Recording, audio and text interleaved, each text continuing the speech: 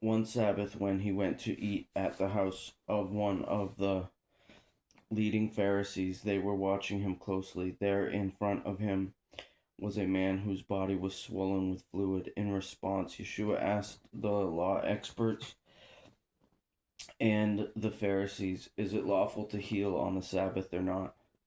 But they kept silent. He took the man, healed him, and sent him away. And to them he said, "Which of you whose son or ox falls into a well will not immediately pull him out on the Sabbath day?"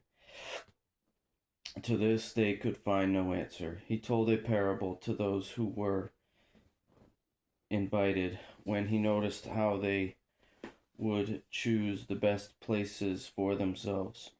When you are invited by someone to a wedding banquet, don't recline at the best place, because a more distinguished person than you may have been invited by your host. The one who invited both of you may come and say to you, "Give your place to this man," and then in humiliation you will proceed to take the lowest place. But when you are invited, go and recline in the lowest place, so that when the one who invited you comes, he will say to you, "Friend, move up higher." You will then be honored in the presence of all the other guests. For everyone who exalts himself will be humbled, and the one who humbles himself will be exalted.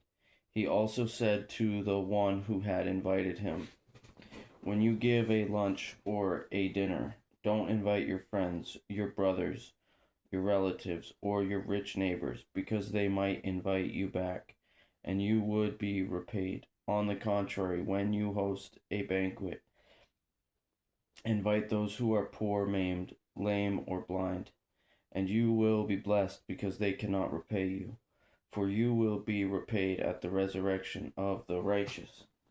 When one of those who reclined at the table with him heard these things, he said to him, "The one who will eat bread in the kingdom of God is blessed." Then he told him, "A man was giving a large banquet and invited many. At the time of the banquet, he sent his slave to tell those who were invited, 'Come, because everything is now ready.' But without exception they all began to make excuses. The first one said to him, 'I have bought a field, and I must go out and see it. I ask you to excuse me.' Another said, 'I have bought 5 yoke of oxen, and I'm going to try them out. I ask you to excuse me.' And another said, 'I just got married, and therefore I'm unable to come.' So the slave came back and reported these things to his master. Then, in anger, the master of the house told his slave, 'Go out quickly into the streets and alleys of the city, and bring in here the poor, maimed, blind, and lame.'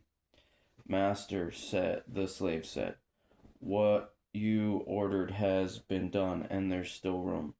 Then the master told the slave, 'Go out into the highways and lanes, and make them come in, so that my house may be filled. For I tell you, not one of those men who were invited will enjoy my banquet.' Now great crowds were traveling with him. So he turned and said to them, 'If anyone comes to me and does not hate his own father and mother, wife and children, brothers and sisters, yes, and even his own life, he cannot be my disciple. Whoever does not bear his own cross and come after me cannot be my disciple. For which of you, wanting to build a tower, doesn't first sit down and calculate the cost to see if he has enough to complete it? Otherwise, after he has laid the foundation and cannot finish it, all the onlookers will begin to make fun of him, saying, "This man started to build and wasn't able to finish." Or what king going to war against another king will not first sit down and decide if he is able with 10,000 to oppose the one who comes against him with 20,000?